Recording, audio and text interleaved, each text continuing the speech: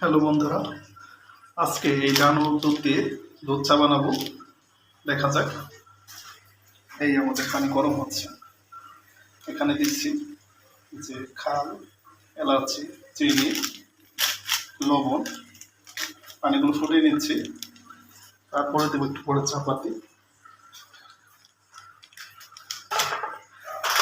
এই আমাদের চাপাতি, এটা এখন ঢেলে দেবো একটু পরে পানির সাথে।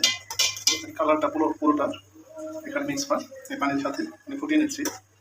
আগে দিয়েছি যে চিনি, এলাচ, খাল আর যা আছে লবণ। দেখা যাক।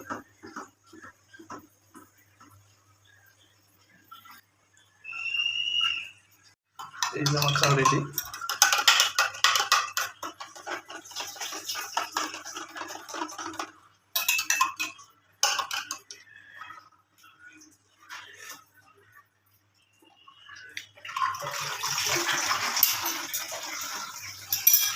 দেখ রেডি, তিনটা মজা হয়েছে,